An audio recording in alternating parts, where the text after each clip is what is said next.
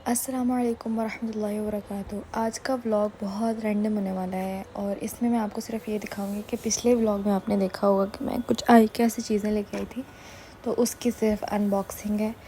तो ये मीर बलाज के वो बर्तन थे जो मैं आपको दिखा रही थी कि हम लोगों ने इसके बर्तन लिए हैं। इसकी 6 इस तरह की प्लेट्स हैं, 6 बाउल्स हैं और 6 चम्मच वगैरह इस तरह से। ये फ़ैज़ान लेके आए थे कि उन्होंने नहारी बनानी थी अगले दिन और वो लेके जानी थी अपने कोलीग्स के लिए। तो ये शीशे का बाउल है और उसके ऊपर प्लास्टिक का लिड है ताकि एयर टाइट हो जाए और चीज़ जो है वो गिरे ना। ये बहुत मज़े की चीज़ है कि आप अगर प्रेजेंट करना चाहते हो तो इट्स वेरी नाइस। शीशे का बाउल जिसके अंदर इजीली आप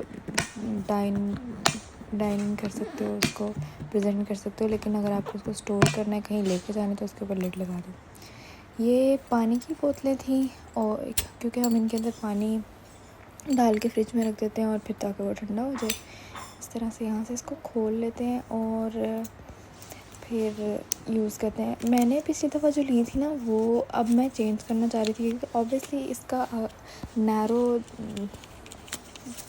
बॉटल होती है, ऊपर से धो ही नहीं जाती। इतना ज़्यादा पेपर वर्क, जैसे कि मैं पिछले व्लॉग में बता भी रही थी कि बहुत ज़्यादा पेपर वर्क होता है। खैर फिर मैंने इसको यहाँ से काट के मैं आपको ओपन भी करके दिखाऊंगी कि ये किस तरह से ओपन होती है। तो ये ऐसे करके ओपन होती है, यहाँ से ऐसे करके ये ऐसे करके ओपन कर लेते हैं।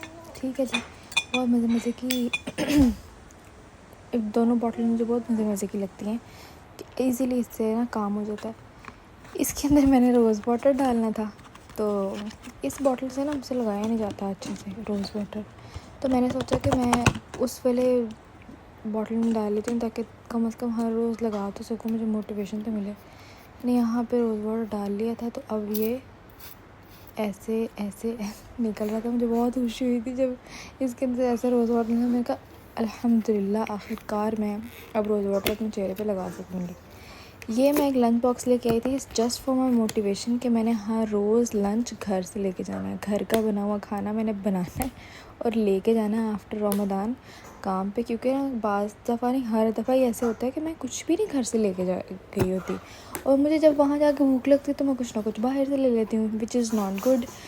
तो ये सिर्फ जस्ट फॉर माई मोटिवेशन कि मैंने कुछ ना कुछ बनाना है घर में और वो कल लेके जाना है काम पे, ताकि मैं कुछ ना कुछ खा भी लिया करूं और बाहर से भी कुछ ना हो, ताकि हर रोज़ बाहर का खाया भी नहीं जाता और खाना भी नहीं चाहिए, घर का ही खाना चाहिए।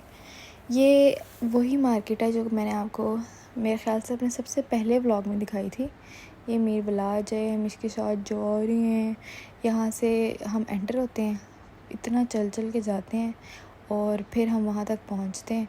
इतना रश था ना आज कि जिसकी कोई हद नहीं होती। ऑब्वियसली रमज़ान है और उसकी आखिरी अशा शुरू हो चुका है। हर बंदा एक दूसरे की इफ्तारी कर रहा है। हालांकि इन दिनों में आपको इबादत वगैरह करनी चाहिए, लेकिन रिवाज ये है कि इन दिनों में ना एक दूसरे की इफ्तारी की जाती है। बारिश की वजह से पानी भी काफ़ी खड़ा हुआ था।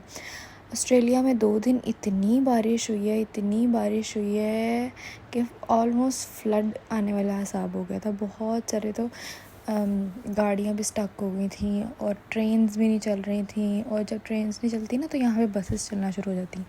लेकिन बारिश इतनी थी कि बसेस भी नहीं चल रही थी, तो काफ़ी मुश्किल हुई। उस वजह से वहाँ पीछे पानी भी खड़ा हुआ है। ये अभी मैं आपको लेके जा रही हूँ उसी गोश्त वाली दुकान पे जिसमें पिछली दफ़ा मैंने आपको डिटेल से दिखाया था। यहाँ पे this lady was very nice to us. उसने ऐसे दरवाज़ा खोल के रखा था कि आप लोग चले जाएं।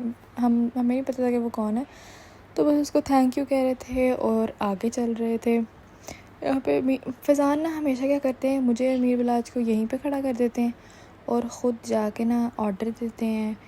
ये लैम शैंक्स हैं। लैम शैंक्स बहुत आसानी से गलते नहीं हैं। हमने पिछली दफ़ा लैम शैंक्स लिए थे लेकिन इट वाज अ मिस्टेक, बहुत मुश्किल से गलते हैं। तो इस वजह से हमने सोचा हम लैम शैंक्स नहीं लेंगे। अब ये मैं आपको बाहर से दिखा रही हूँ कि मार्केट कैसी होती है।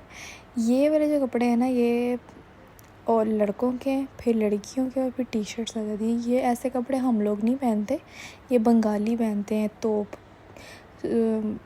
कंधों से लेके टखनों तक उनके ये लंबे कुर्ते टाइप होते हैं।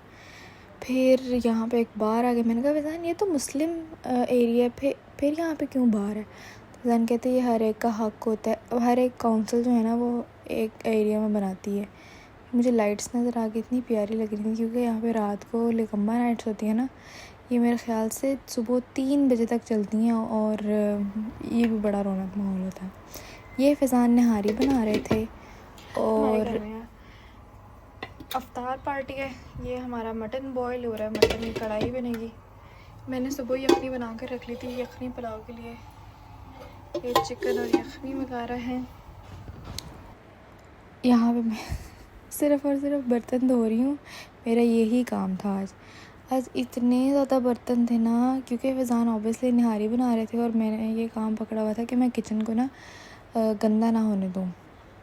तो जितने भी बर्तन धोते जाओ, और आई जा रहे थे।